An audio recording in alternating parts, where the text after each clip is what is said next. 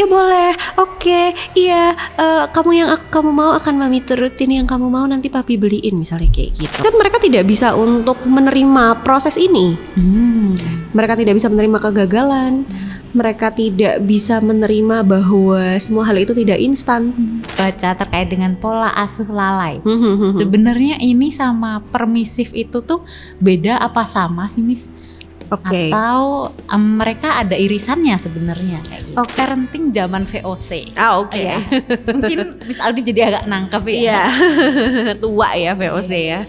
Parenting zaman VOC yang kalau nyuruh harus pakai sapu, harus pakai nada tinggi dan lain sebagainya.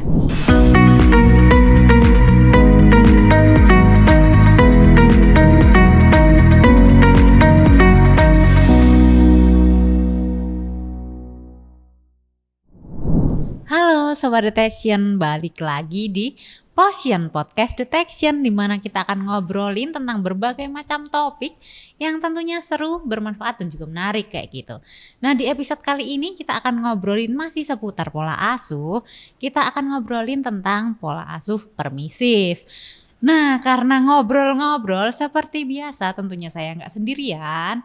Sudah hadir bersama saya seorang narasumber yang akan bantuin kita nih buat memecahkan kebingungan tentang sebenarnya apa sih pola asuh permisif ini. Oleh karena itu, mari kita sambit gitu ya narasumber kita di hari ini. Yakni please welcome Miss Audi. Halo Miss Prima. Iya. Halo Sobat Detection. Halo semuanya. Halo Bandung. Jauh dong. Ya, bukan ya. Nah, gimana Miss Audi kabarnya? Baik, aku baik pagi hari ini.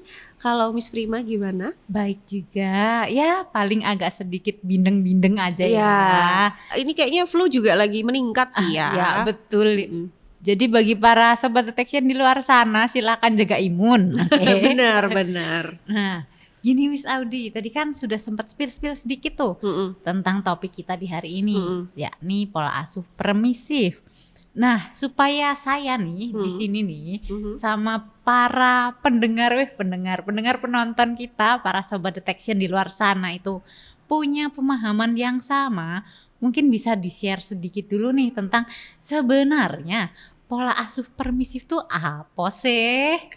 Oke, pola asuh permisif ini kalau buat kita yang mungkin gak terlalu ngerti teori gitu ya, gampangnya adalah orang tua itu terlalu memanjakan anak, sehingga semua dibolehin. Jadi lebih kayak bebas aja gitu ya. Skarap-karap anak lah, serah-serah anak mau gimana kayak gitu ya. Bebas, lepas. Kayak lagu. Gak punya beban. Enggak ya. Bebas tapi tidak diberikan batasan yang jelas juga. Jadi ini betul-betul orang tua yang ya udah kamu mau apa, iya boleh. Mami aku mau es krim, iya boleh. 2 mami, oke. Sekontainer mami boleh. Boleh. Nggak mau sekolah hari ini, ya udah nggak apa-apa. Misalnya begitu. Gitu. Jadi betul-betul kayak pusatnya itu di anak. Memang bener sih kalau pola asuh itu pusatnya di anak. Cuma kalau ini ya orang tua jadi nggak mengajarkan apapun kecuali memperbolehkan semuanya apapun yang anak mau nih. Berarti fokusnya lebih ke semua keinginan anak harus diiyakan gitu ya Miss ya. Iya, jadi memanjakan itu tadi Miss Prima. Berarti nggak ada remnya juga ya itu ya Miss ya, udah gas ngeng aja udah. Gaspol terus. Gaspolnya ya menurut anak kayak gitu ya. Oke, nah buat pola asuh yang membebaskan ini nih Miss, sebenarnya ada manfaatnya nggak sih Miss? Mungkin kalau manfaat pola asuh yang betul-betul orang tua membebaskan anak, kalau si anak lagi explore tentang dunianya akan jadi bermanfaat ya. Karena misalnya nih, anak kan perlu belajar lingkungan dari bayi gitu ya. Diajarin untuk nginjak pasir, nginjak rumput kayak gitu kan. Main ini, main itu gitu. Nah, ketika anak sudah nyaman kemudian main di situ, orang tua jadi ya udah nggak apa-apa gitu. Jadi dia bisa mengeksplor dunianya pada saat itu gitu. Kemudian mau main balok, oke boleh main balok. Dia jadi aku bikin menara, aku bikin tank, aku bikin ini dan yang lain sebagainya gitu kan. ya sebenarnya itu baik gitu ya yang seperti itu. Cuma kalau di pola asuh yang permisif ini yang parents perlu tahu adalah yaitu tadi tidak ada aturan yang jelas dan batasan yang jelas sehingga anak itu merasa kayak segala-galanya. Jadi sampai sejauh mana si anak ini bisa explore juga sebenarnya terserah anaknya gitu ya. Orang tua enggak jadi terus bisa nanti kalau kamu gini begini gitu nggak ada ya Mas, padahal kan orang tua itu adalah figur pertama yang memberikan pelajaran ya, baik secara moral gitu ya kepada anak, budi pekerti dan yang lain sebagainya. Tapi kalau dengan pola asuh yang permisif ini jadi nggak ada karena dia nggak diajarin gitu loh. Dia hanya ya boleh, oke, iya kamu yang kamu mau akan mami turutin, yang kamu mau nanti papi beliin misalnya kayak gitu. Gitu. Sedangkan kan orang tua juga perlu untuk menetapkan batasan ya kepada anak sedini mungkin biar semakin dewasa dia paham mana yang boleh, mana yang nggak boleh, mana yang dia suka, mana yang nggak dia suka, gitu sehingga itu jadi tidak menyakiti orang lain juga gitu loh di kemudian hari. Nah bicara soal kelebihannya kan tadi sudah ya Mas ya, bahwa sebenarnya bisa untuk memancing kreativitas anak dalam batasan tertentu kayak gitu. Nah sekarang kita mau ngobrolin lebih banyak lagi tentang sisi negatifnya nih, dark side-nya gitu ya.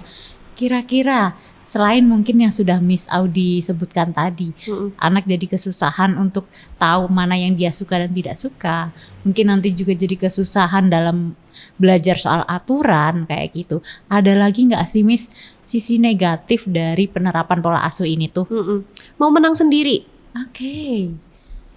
Karena kan ya apapun yang dia mau kan dia dapatkan gitu loh, sehingga ketika dia bersosialisasi bersama teman-temannya pun akan menjadi sama. Kalau misalnya aku nggak dapet ya aku bisa marah, aku bisa tantrum dan yang lain sebagainya. Nah biasanya dengan pola asuh yang orang tua ini memanjakan atau permisif itu tadi gitu kan, anak kan ada fase tantrum ya Sobat Detection di usia-usia 2 tahun tuh biasanya sampai 5 tahun kan masih ada tantrum-tantrumnya. Nah ini kan ketika anak tantrum kan sebetulnya orang tua mengajarkan ya kayak kamu tuh boleh atau nggak boleh, emosi yang kamu rasakan itu apa gitu kan. Tapi kalau ini tidak dilakukan semakin dewasa, iya cara tantrumnya, cara marahnya akan beda-beda dan ini bisa mengganggu lingkungannya juga karena kan kalau kita sudah berbicara ketika dia semakin dewasa di lingkungan kan nggak semua hal bisa kita langsung dapatkan kan, gitu. Jadi anaknya jadi ya itu tadi nggak mau ngalah, manja sama orang, pengen semuanya pengen semuanya didapatkan dengan mudah, semua yang dia mau dia harus punya dan yang lain sebagainya gitu. Untuk anak-anak yang demikian tadi Miss, kira-kira dalam kan ada anak yang sudah tahu gitu, sudah bisa merancang masa depannya misalnya ketika SMA gitu. Nanti aku mau ambil jurusan apa, lalala mau kerja di mana dan sebagainya. Untuk anak-anak yang orang tuanya lebih menerapkan pola asuh permisif ini sebenarnya apakah akan jadi kesulitan juga Miss dalam dia nanti menetapkan mau apa sih sebenarnya tujuannya itu kayak gitu. Iya, betul. Karena gini, apapun yang dia inginkan sejatinya kan kalau kita mau sesuatu hal yang kita inginkan itu kan ada proses ya. Tapi kan mereka tidak bisa untuk menerima proses ini. Mereka tidak bisa menerima kegagalan. Mereka tidak bisa menerima bahwa semua hal itu tidak instan. Gitu kan. Sehingga ini akan jadi problem. Satu, dia jadi antara sulit untuk menentukan ke depannya gimana, atau dia jadi punya banyak planning yang akhirnya membuat dia bingung. Yang mana yang harus aku pilih gitu. Itu juga bisa. Atau dia jadi menyepelekan. Karena kayak ya udahlah kalau nggak bisa ya yang lain aja. Toh orang tua aku juga nggak masalah. Toh orang tua aku punya kuasa. Toh orang tua aku bisa bantu aku dan yang lain sebagainya gitu. Jadi dia jadi tidak bertanggung jawab dengan apapun yang dipilih nantinya, atau tidak bertanggung jawab dengan hal-hal yang sedang dia kerjakan. Oke, jadi lebih ke depend gitu ya Mas ya. depend ke entah itu orang lain atau sosok yang menurut dia itu bisa nih jadi tempatku bergantung gitu Iya, ya. bener. Oke. Kalaupun dia tidak bergantung, ya itu Mhm. tadi mungkin dia akan nggak mau kalah dari orang lain, Mhm. akan merasa bahwa aku nih yang paling, aku nih Iya. harus begini, aku Mhm. nih yang nggak bisa, kamu nggak bisa di atas aku dan yang lain sebagainya gitu, sehingga ya terganggu juga secara sosial. Mana mau sih kita punya teman Iya. yang kayak gitu, red flag guys. Iya, gitu. betul. Yang green flag aja ya. Bener. Oke, Miss. Jadi kalau kita lihat tadi, berarti sebenarnya ya ini dampaknya bisa jangka panjang ya, dampak negatifnya. Nah, lalu sebenarnya si pola asuh permisif ini apakah boleh untuk diterapkan? Kalaupun boleh, kapan aja sih kita bisa sebagai parents ya, sebagai orang tua bisa menerapkan si pola asuh ini kayak gitu? Oke, mungkin kalau kapan gitu ya, karena ini memanjakan ya, sebetulnya sesuai dengan porsinya aja parents gitu ya, sesuai dengan porsinya. Kapan sih kita harus memanjakan, misalnya ketika anak mendapatkan suatu achievement atau ketika dia sudah bisa tidy up setiap hari misalnya, lalu kita mencoba untuk ya udah deh boleh, untuk kamu mau apa gitu, ya itu sebenarnya nggak ada masalah gitu, selama tahu batasannya gitu. Karena kan balik lagi gitu ya, pilihan yang tepat, pola asuh yang tepat itu kan ke parents ya. Kita nggak boleh untuk meliding. Kalau parents maunya begini ya begitu. Kita hanya bisa memberikan gambaran ke depannya itu seperti apa. So kalau masih mau ada sisi permisifnya sedikit, ya mungkin ketika anak sedang mengeksplor sesuatu diperbolehkan kayak gitu ya. Kemudian ya sesekali memanjakan karena dia mendapatkan sesuatu hal yang sudah diraih juga, saya rasa nggak ada masalah selama itu tadi tahu batasannya sampai mana. Karena kan tidak bisa tuh setiap hari begitu, ya kan. Mendapatkan pencapaian juga nggak bisa dong, sekarang nilainya 10 besok terus habis itu beli es krim, besok 10 beli es krim gitu terus, kan akan bosan juga ya. Jadi mungkin sisi memanjakan ini bisa menjadi salah satu reward kali ya, ketika anak sudah melakukan sesuatu hal yang orang tua anggap itu achievement gitu. Berarti para parents juga harus harus tahu saat-saat dimana anakku lagi explore nih kayak gitu, anakku lagi mencoba-coba apa yang dia sukai nih, dia lagi mencari tahu minatnya apa, kesukaannya apa kayak gitu. Untuk konteks itu masih oke lah, ini diterapkan. Mungkin kayak gitu. Bukan lebih ke memanjakan tapi memperbolehkan ya. Kalau yang begitu itu gitu, memperbolehkan. Jadi tidak dilarang gitu selama ada batasan tertentunya. Dan orang tua juga pastinya turut bukan campur tangan juga, tapi lebih ke memfasilitatori anak gitu kali ya, Miss ya. Ketika anak lagi explore juga, orang tuanya juga berperan. Kalau nanti misalnya mau les piano, nanti konsekuensinya akan gini loh, kayak gitu ya, Miss ya. Iya, les piano boleh, mau les drum boleh kayak gitu. Ya, tapi balik lagi, kalau hanya permisifnya aja itu kan impulsif ya, maksudnya ya udah boleh, tapi kan anak nggak paham bahwa boleh tuh konsekuensinya apa. Sehingga dia kalau tidak dibiasakan, dia jadi nggak bisa, decision makingnya jadi kurang gitu, pembentukan keputusannya jadi kurang gitu. Itu yang harus dilatih juga ya sama orang tua sedini mungkin kayak gitu. Ya sebenarnya nggak dari umur berapa bulan juga sih, tapi ya setidaknya dari usia 5 tahun kayak gitu sudah bisa untuk memilih anaknya. Silakan coba untuk diperkenalkan kayak gitu. Karena kan kalau kita misalnya anaknya baru lahir gitu ya, bayi cenger gitu ya. Ya semua orang tua pasti ingin memanjakan gitu. Tapi kan kita sebagai orang tua juga berkewajiban untuk memilihkan pola asuh yang pas, sehingga di kehidupan yang akan datang si anak ini bisa berguna, paling enggak untuk dirinya sendiri dan juga lingkungan sekitarnya gitu. Minimal besok waktu gedenya si pola asuh ini bisa memberikan pengaruh positif supaya anaknya bisa survive Betul. gitu ya Miss. Minimal itulah. Mm-mm. Nah, lalu terkait ini Miss, ada sempat saya baca terkait dengan pola asuh lalai. Sebenarnya ini sama permisif itu tuh beda apa sama sih Miss? Oke. Atau mereka ada irisannya sebenarnya kayak gitu. Oke, kalau permisif ini kan tadi sangat memanjakan anak. Tapi kalau lalai itu pengabaian. Oke. Jadi orang tuanya lebih ke bodo amat anaknya mau ngapain gitu. Oke. Kalau lalai. Kalau permisif, memanjakan, memperbolehkan itu masih diperhatikan. Dalam artian orang tua tuh masih tahu kayak oh anaknya mau gini mau gitu dan yang lain sebagainya, lagi gini lagi gitu. Tapi diperbolehkan semuanya, tidak ada batasan yang jelas kapan boleh kapan tidak boleh.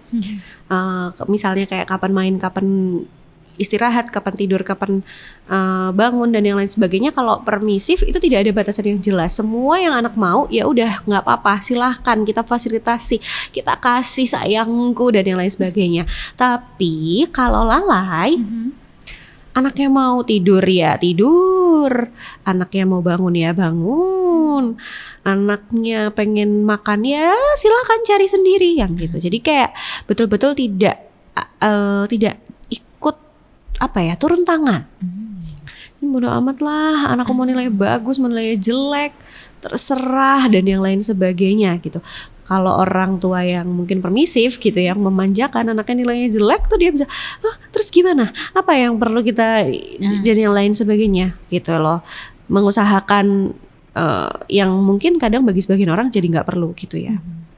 Tapi kalau pengabaian, anaknya nilainya 5, oh ya udah. Ya anaknya nggak bisa, ya udahlah nggak apa-apa, santai gitu. Dan penerimaannya jadi beda ya. Kalau permisif, mungkin kasih sayangnya masih dapat ya, karena kan masih diperhatikan itu tadi. Tapi kalau lalai, pengabaian ya dia nggak dapat. Kehangatan dari orang tuanya itu nggak ada, karena anak ini tidak bisa merasakan orang tuanya itu hadir untuk dia. Kalau manja gitu ya, atau memanjakan ini ya masih kelihatan dong, karena kan anak masih mau minta ini, mau itu gitu. Iya. Berarti yang satunya itu fokusnya terlalu ke anak, yang satunya anak mau ngapain kayak nggak peduli gitu ya Miss ya. Kalaupun ada kata boleh, sebenarnya background story dari bolehnya itu beda. Boleh dari orang tua permisif itu lebih ke untuk memanjakan si anak, sedangkan boleh dari orang tua yang lalai itu bolehnya lebih ke ya udah terserah lu aja dah. Iya benar. Mau kata apa lah bodo amat kayak gitu ya orang tuanya ya.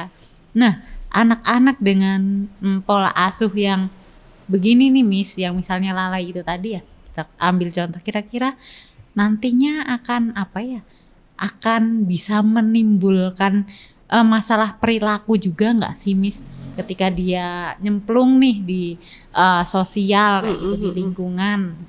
Kalau untuk yang lalai tadi ya, kalau untuk yang lalai karena dia tidak terbiasa untuk mendapatkan kehangatan dari orang tua, ya dia pasti akan mencari di luar. Ada kemungkinan dia sangat bergantung sama orang lain, atau kemudian dia jadi malah tidak peduli gitu. Dia bisa menjadi seseorang yang bodo amat juga, gak peduli, punya cita-cita bagus, enggak juga ya udah gitu ya. Punya cita-cita tapi kalau nggak tercapai ya udah, semangatnya jadi nggak ada gitu, karena kan dia juga nggak punya motivasi yang kuat gitu. Kemudian dia juga akan mencari-cari dan kebingungan gitu, kayak ini tuh sebenarnya gimana sih, boleh atau enggak sih dan yang lain sebagainya, karena orang tuanya tidak memberikan contoh yang baik gitu. Kemudian kan yang betul-betul nanti bermasalah kan di perasaan ya, sebetulnya gitu. Jadi dia tidak bisa hangat sama orang lain gitu juga. Kemudian kurang cinta kasih kan akan berakibat yang banyak ya gitu ya di kehidupan yang di masa yang akan datang. Bisa jadikan nanti dia cemas gitu, itu bisa takut terhadap sesuatu dan yang lain sebagainya, karena ya itu tadi dia nggak mendapatkan itu di rumah. Jadi ya lebih banyak sisi negatifnya ya ternyata ya. Kalau kita flashback lagi nih Miss, di episode-episode sebelumnya kita udah sudah sempat membicarakan tentang beberapa pola asuh yang lain. Entah itu otoriter, otoritatif, terus sekarang kita ngobrolin soal permisif dan juga yang lalai, itu tadi sempat kita bahas sedikit juga. Nah, dari aneka macam warna pola asuh ini kira-kira mana sih yang lebih yang mungkin bisa dibilang pola asuh yang efektif buat anak kayak gitu, Miss? Oke, kalau pola asuh yang efektif sebetulnya mungkin kita bukan mengacu ke nama pola asuhnya ya, tapi kita mengacu bagaimana kita memperlakukan anaknya. Gitu ya. Anak itu kan belum tahu apa-apa.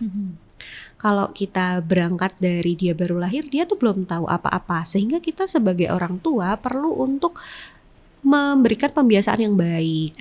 Kenapa sih harus begini? Kenapa sih harus begitu? Alasannya apa? Itu harus jelas. Kemudian kasih batasan-batasan yang sesuai dengan value yang dimiliki oleh setiap orang tua gitu ya. Kira-kira anaknya boleh ngapain, nggak boleh ngapain, dengan alasan yang cukup jelas juga kayak gitu. Kapan sih waktu memanjakan anak? Kapan sih anak tuh harus ditegasin?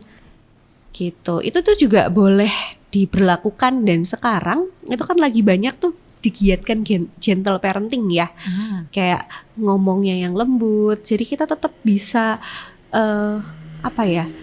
memberikan batasan yang jelas kepada anak tapi dengan tidak menyakiti. Oke. Mami tahu kamu pengen main, tapi sekarang sudah malam. Malam itu waktunya tidur. Kita harus tidur. Kamu masih boleh main 5 menit ya. Setelah itu kita bersihin atau kita rapikan kayak gitu.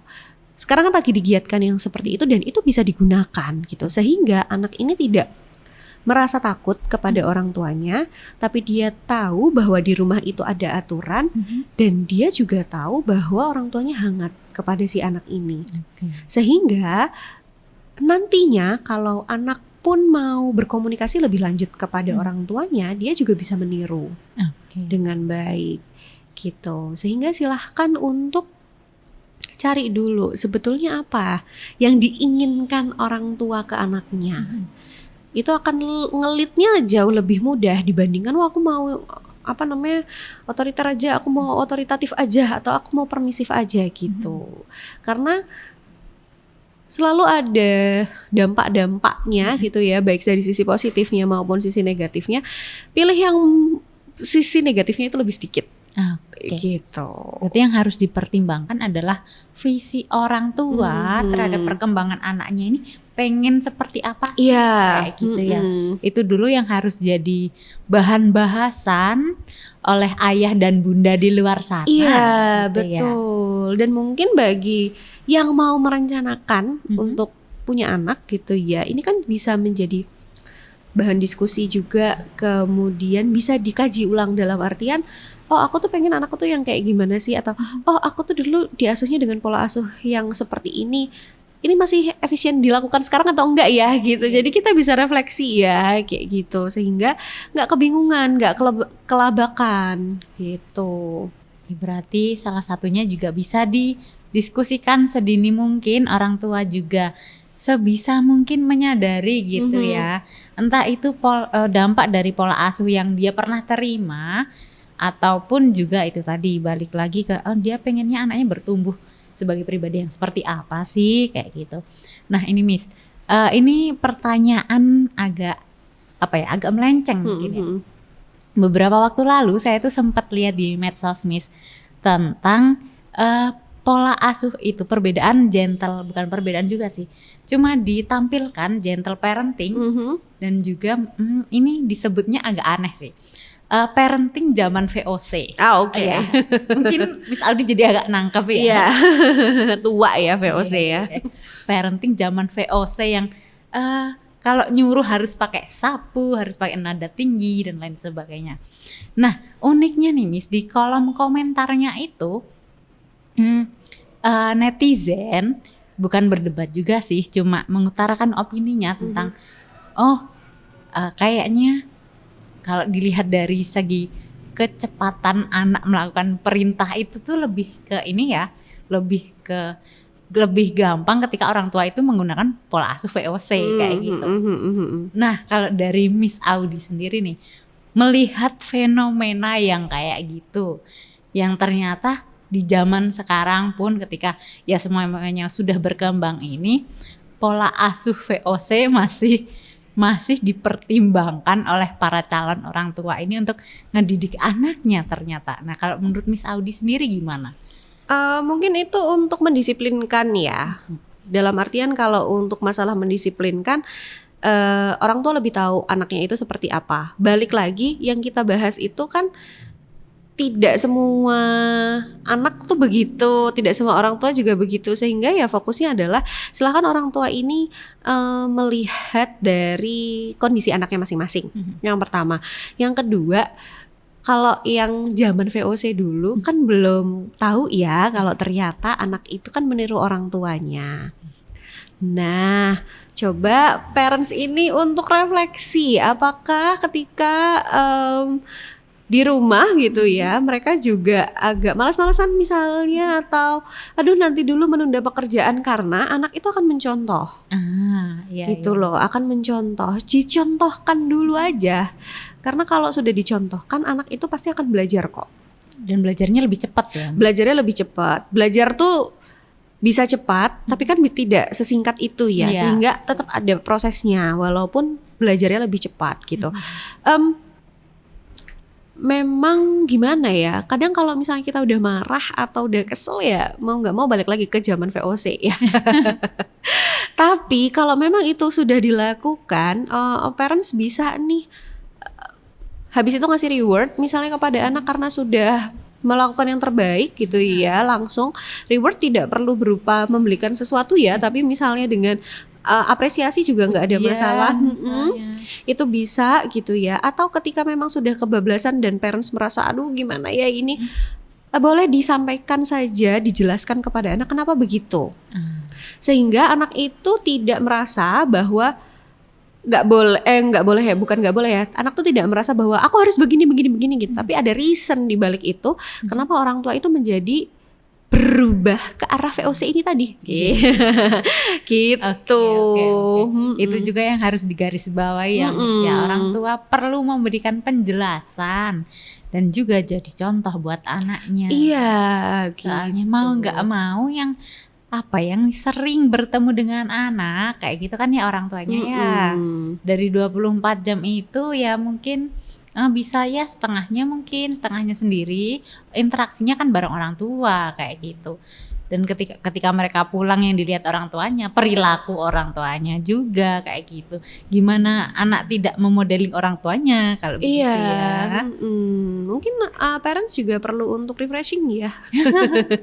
Biar kadang tuh soalnya ketika kita jadi marah-marah yang begitu, itu kadang juga ada emosi-emosi yang numpuk kan.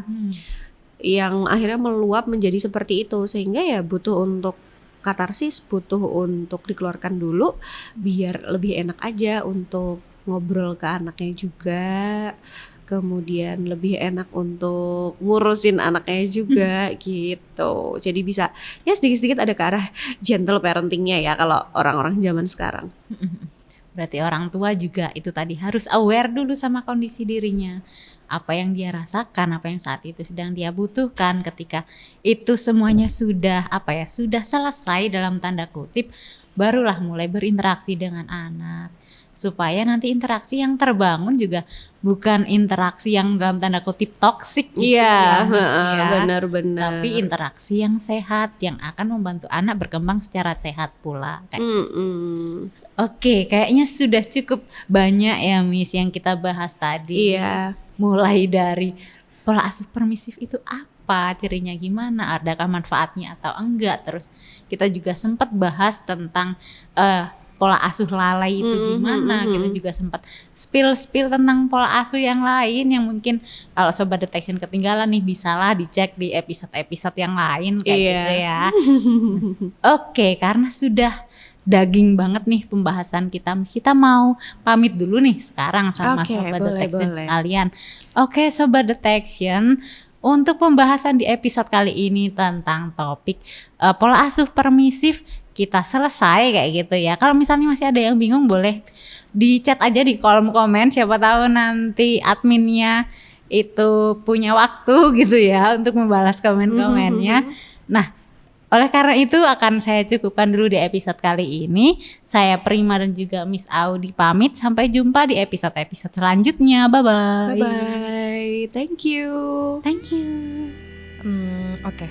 Untuk bisa memainkan peran yang sesuai ya. Sesuai itu kan bisa subjektif ya, tergantung dari kesepakatan masing-masing. Untuk bisa menjalankan peran yang sesuai itu perlu dulu nih pemahaman atas peran tersebut. Kolaborasi dalam pengasuhan ya atau dalam kita berkeluarga itu menjadi hal penting karena ibarat kerja kelompok ya, hari-hari tuh kita continue terus kerja bareng, berpartner seperti itu, sehingga kolaborasi, komunikasi yang intens itu menjadi hal yang sangat penting. Nanti keluarga ini tetap bisa berjalan dengan smooth, dengan lancar kayak gitu ya. Waktu buat diri sendiri ada. Waktu buat pekerjaan ada.